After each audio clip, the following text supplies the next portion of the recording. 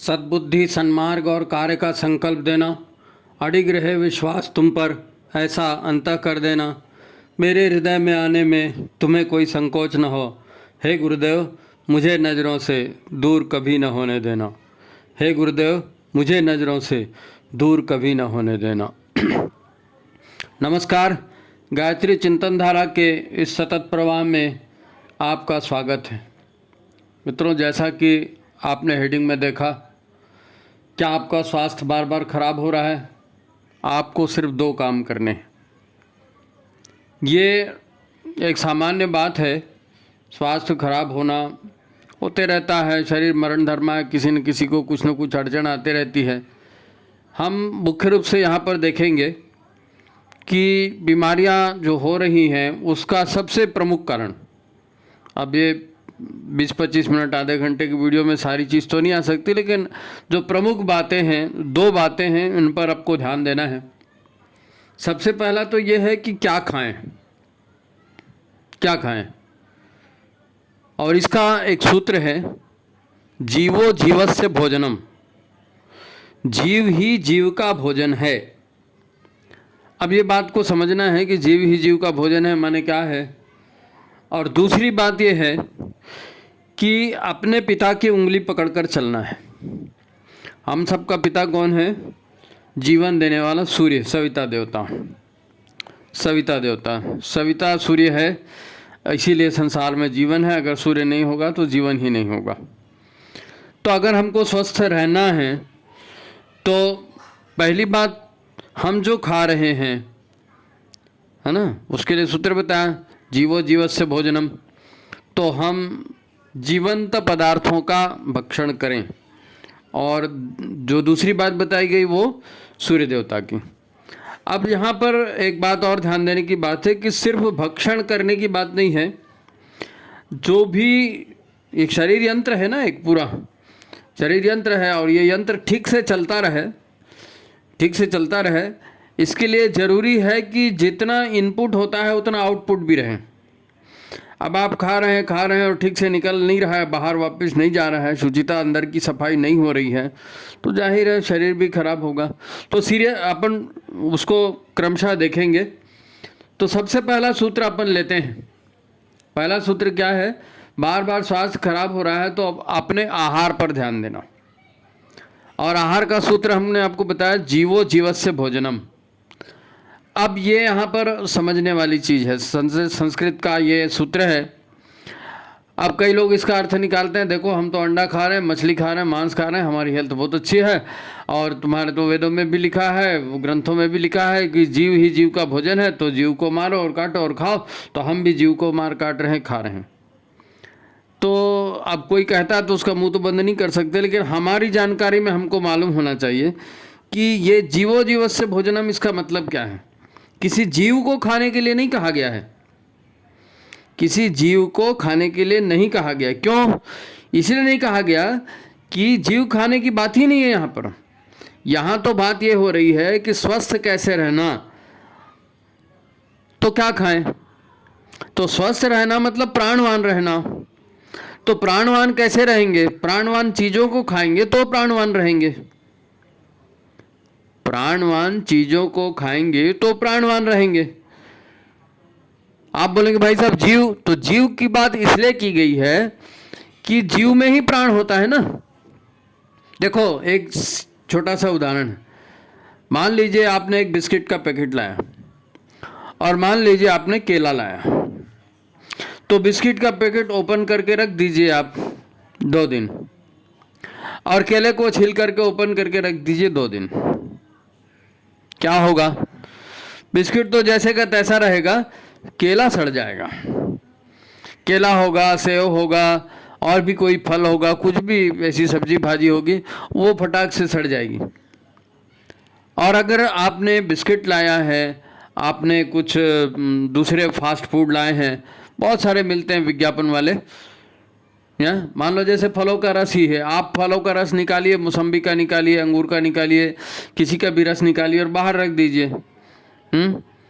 और यही जो फ्रूट जूस बाहर में मिलता है उसको आप लाइए और उसको गिलास में रख दीजिए। तो ये बाहर वाला है, ये नहीं सड़ेगा। और जो ओरिजिनल है, जो फलों का रस है या फल है, ये सड़ जाएंगे। तो ये जो सड़ रहा है, क्यों सड़ रहा है? क्योंकि इसमें से प्राण तत्व बाहर जा रहे हैं, वो निष्प्राण हो रहा है, तो उसमें फिर बैक्टीरिया लग रहे हैं, फंगस लग रहे हैं और उसकी नष्ट होने की गति को बढ़ा रहे हैं। तो इनको आपको खाना है, किसको? प्राणवान को। ताज़ा फल, ताज़ी सब्जी, यही तो खाने के लिए कहा जाता है ना। आप केला खाएंगे, गाजर खाएंगे, मूली खाएंगे, टमाटर खाएंगे, इन सारी चीज़ों को खाने के लिए कहा जाता है।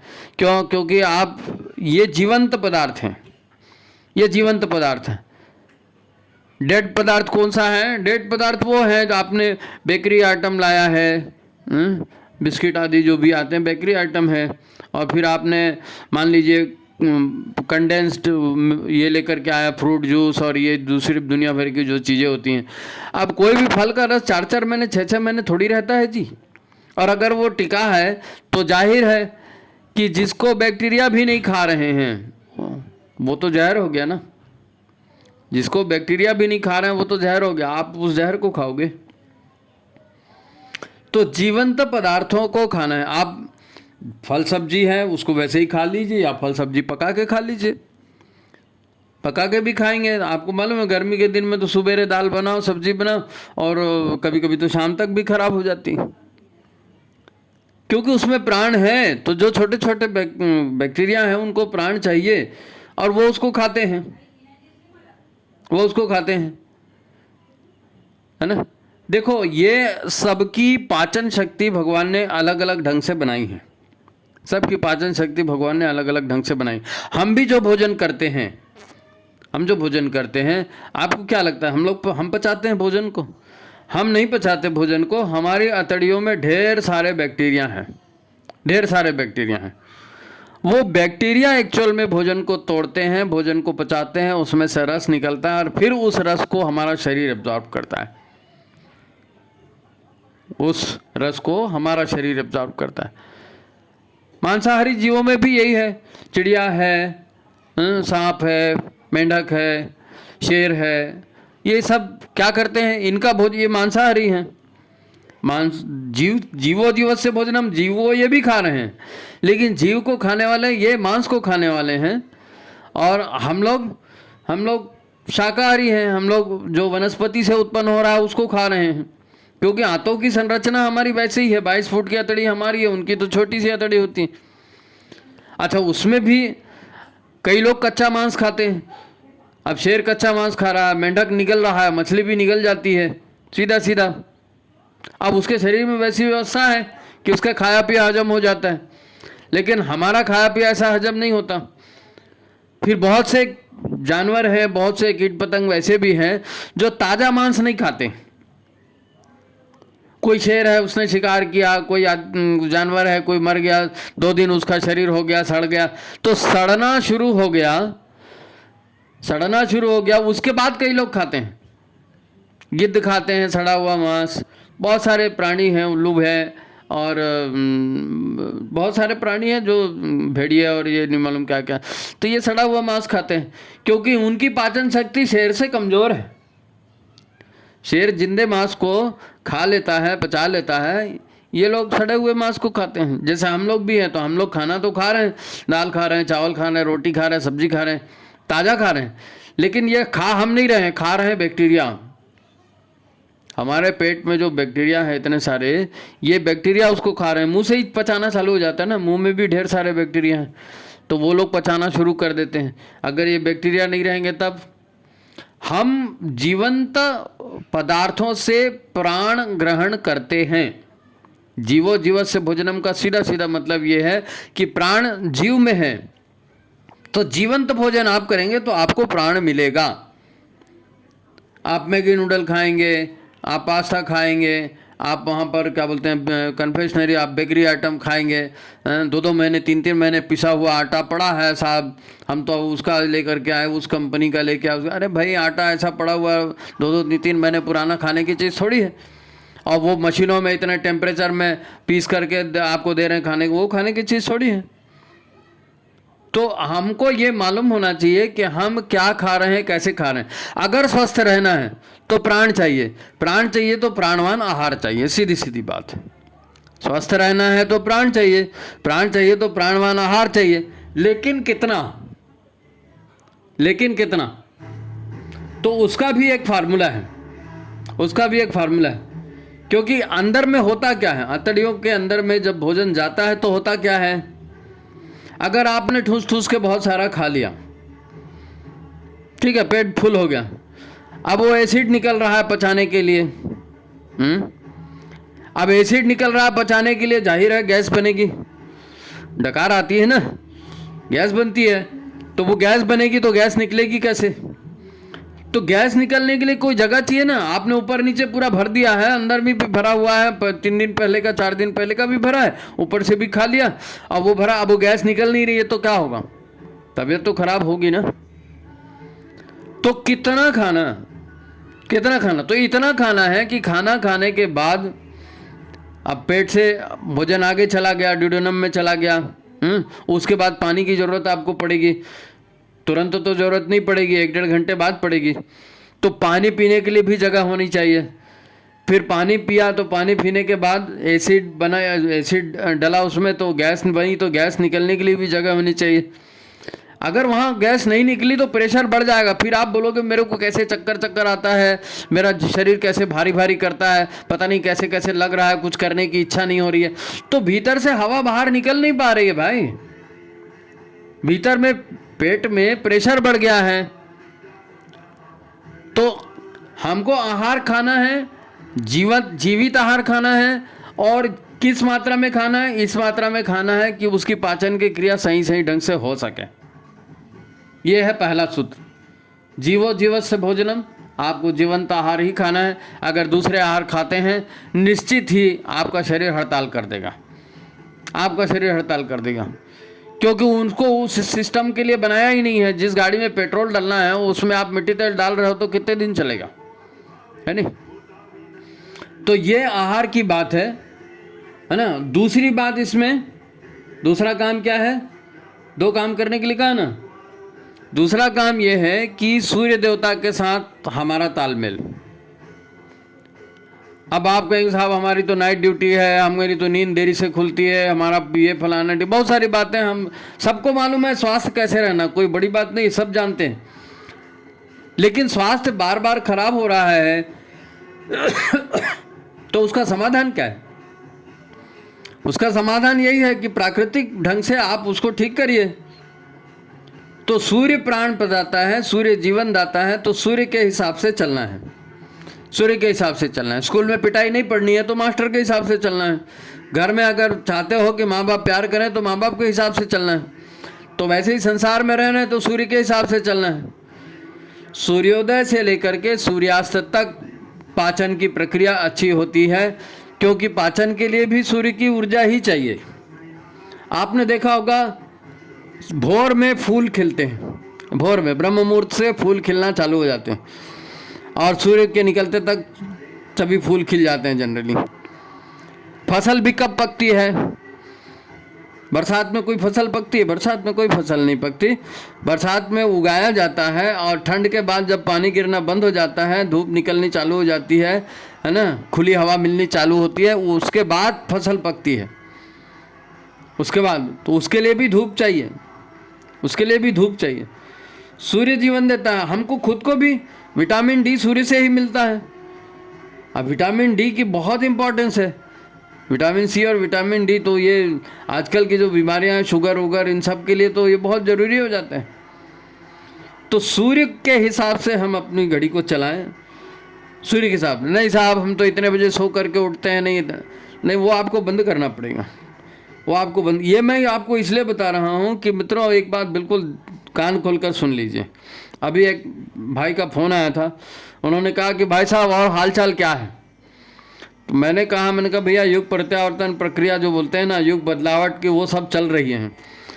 तो इस बदलावट के समय में आप कितना अच्छा कर रहे हैं उसका महत्व नहीं है। आप कितना बुरा कर रहे हैं उसका महत्व है। आपने 95% काम अच्छे किए और 5% काम बुरे किए ना, तो 5% बुरा जो है ना वो पहले आपको रिजल्ट दे के जाएगा। आप 95 काम अच्छे कर लीजिए, किसी के नज़र में नहीं आएंगे, और आपने अगर 2 काम बुरे कर दिए तो सारी दुनिया उसका ढिंढोरा पीटेगी कि देखो अमुक ने ये कर दिया। इसलिए अभी ये जो पूरा माहौल बदल रहा है, प्रकृति बदल रही है, लोगों की चिंतन शैली बदल रही है, सब कुछ बदल रहा है, इसमें सबसे ज़्यादा ज़रूरी ये है कि हम अपनी ओर से कोई गलतियां ना करें स्वास्थ्य को ठीक रखने के लिए। स्वास्थ्य को ठीक रखने, वैसे तो सबको मालूम है योग करना चाहिए, प्राणायाम करना चाहिए, इधर नंगे पांव घूमना चाहिए और ओंकार ध्वनि करनी चाहिए, और ये देवता का मंत्र और उसका मंत्र और ऐसी पूजा और ये यज्ञ और ये हवन और बहुत सारी चीज़ें हैं, बहुत सारी चीज़ें हैं। व्यायाम करने की बात होती है। तो ये सबको सब मालूम है, लेकिन करता कोई नहीं। तो बेहतर बात यही है कि हम ये बात समझ में आ जाए कि हम अगर स्वयं प्रकृति का अनुशासन स्वीकार करेंगे तो हमारा स्वास्थ्य ठीक रहेगा। नहीं तो आप डॉक्टर के पास जाएंगे, डॉक्टर आपको बोलेगा अमुक मत खाओ, तमुक मत खाओ, ये नहीं खाना, वो नहीं खाना, और फिर यहाँ पर आना और वो कराना, पैसा भी दो और रिस्ट्रिक्शन भी लो और फिर चालू है। अब क्या करें साहब, हमारी तो शुगर बढ़ गई है तो डॉक्टर ने ऐसा बोला है, हमारा तो बीपी बढ़ गया तो डॉक्टर ने ऐसा बोला है, हमको टेंशन हो जाता है इसलिए डॉक्टर ने ऐसा बोला है। तो डॉक्टर बोलेगा तो करोगे, बीमार पड़ने के बाद, बीमार पड़ने के पहले क्यों नहीं करना। और सीधी बात, सिर्फ दो बातों पर आप ध्यान दीजिए। एक तो प्राणवान आहार ग्रहण करना। अच्छा, इसमें एक बात और है, मैं एक जगह प्राकृतिक चिकित्सा पर सुन रहा था, तो वहाँ के डॉक्टर ने बहुत अच्छी बात कही कि अपने आप को अगर नियंत्रण में रखना है तो उसका सूत्र क्या है। तो पहली बात यह है कि जब भी आपको लगे कि यार ये खाने का समय नहीं है, लेकिन किसी ने मुझको दे दिया, ये जगन्नाथ जी का प्रसाद है, या ये हमारी चाची ने मिठाई भेजी है, या लड्डू भेजा है, या फलाना पास हो गया तो उसकी मिठाई है, आपने उठा लिया हाथ में और खा लिया। अगर आप कोई भी चीज़ पेट में डाल रहे हैं तो पेट का नियम ये है कि जब कोई भी चीज़ पेट में जाती है तो एसिड निकलता है, बार बार एसिड निकलेगा, आपको एसिडिटी की प्रॉब्लम होगी। नेचुरोपैथी यही कहती है। इसलिए बार बार नहीं खाना है। तो जब भी आपके दिमाग में आए ये एक चीज़ खाऊं कि नहीं खाऊं, तो सीधा जवाब दीजिए नहीं खाऊं। खाऊं कि नहीं खाऊं, नहीं खाऊं। और जाऊं कि नहीं जाऊं, तो जाऊं। मान लो आपको ऐसा लग रहा है कि प्रेशर आ रहा है, तो प्रेशर आ रहा है तो फिर सोचने की बात नहीं है, आप जाओ और हल्के होके आओ, रोक के मत रखो प्रेशर को। नहीं साहब थोड़ा सा मार्केट से आ जाता हूँ, नहीं कोई आया है मिल के आ जाता हूँ, नहीं वो नहीं। जाऊँ कि नहीं जाऊँ, मतलब टॉयलेट की बात हो रही है, जाऊँ कि नहीं जाऊँ, और खाऊँ कि नहीं खाऊँ, नहीं खाऊँ। कम से कम भीतर जाए और ज़्यादा से ज़्यादा बाहर निकले, इससे अच्छा कुछ नहीं हो सकता है ना। तो ये छोटे छोटे सूत्र हैं जीवन के।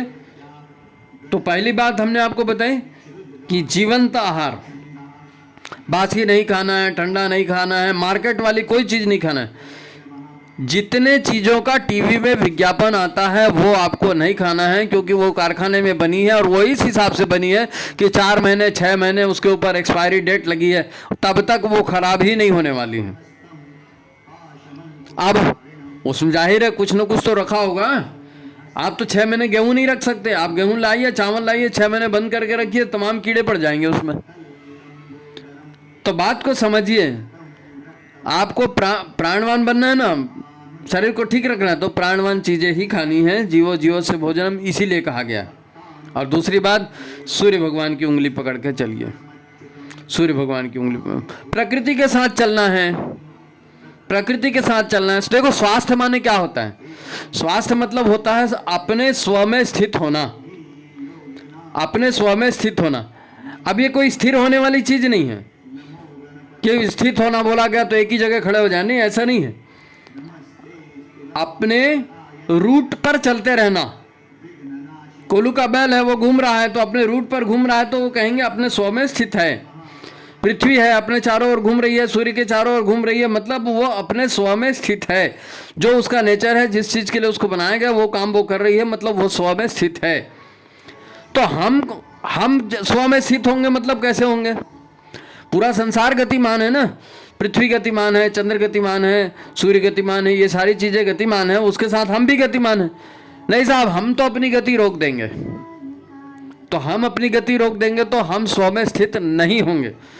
जब भोजन पचाने के लिए भगवान ने टाइम दिया है, उस समय भोजन खाएंगे, भोजन पचाएंगे। जिस तरह का भोजन खाने के लिए बोला उस तरह का भोजन खाएंगे तो पचाएंगे, है नहीं? तो स्व में स्थित होना मतलब ईश्वर ने, विधाता ने हमारे लिए जो तय किया है उस तय रूट में हमको चलना है।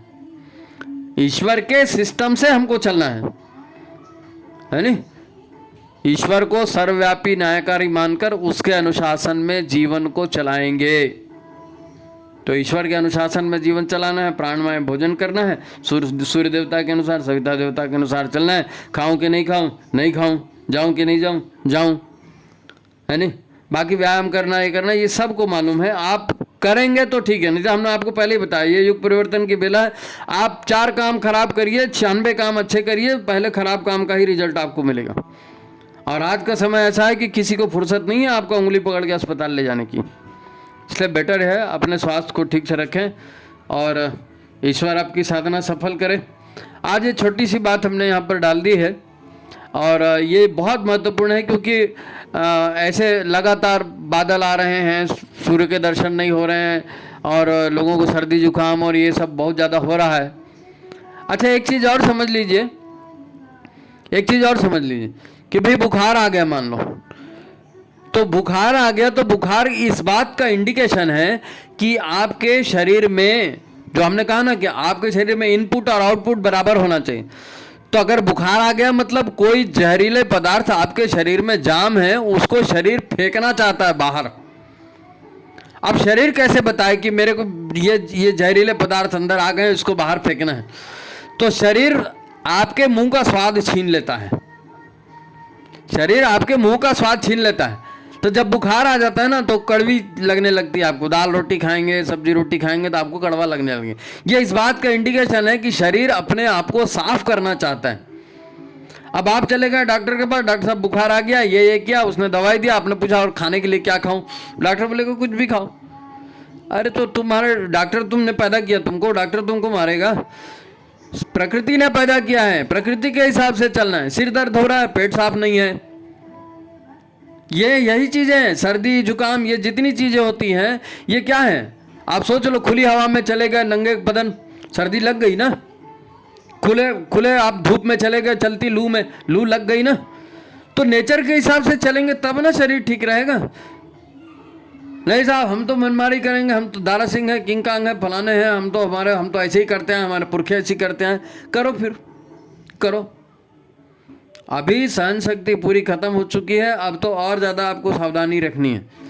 जान है तो जहान है गुरु, दुनिया बड़ी महान है। जान है जा, पहले सेफ्टी फर्स्ट, अपने शरीर को देखो पहले, ठीक है? तो ये छोटे से वीडियो में आपको कुछ महत्वपूर्ण बातें बताई हैं और आप इनका ख्याल रखेंगे। 2 बातें इंपॉर्टेंट फिर मैं तो दोहरा देता हूँ, है ना? पहला काम भोजन की क्वालिटी और क्वांटिटी पर नियंत्रण, और दूसरा काम सूर्य की घड़ी इसके हिसाब से चलना। खाऊं कि नहीं खाऊं, नहीं खाऊं, जाऊं कि नहीं जाऊं। ठीक है, तो आज की बात समाप्त। उम्मीद है आपको अच्छा लगेगा। आप करके देखिए, आपको स्वास्थ्य लाभ होगा, निश्चित स्वास्थ्य लाभ होगा। तो ठीक है, सबको प्रणाम, नमस्कार।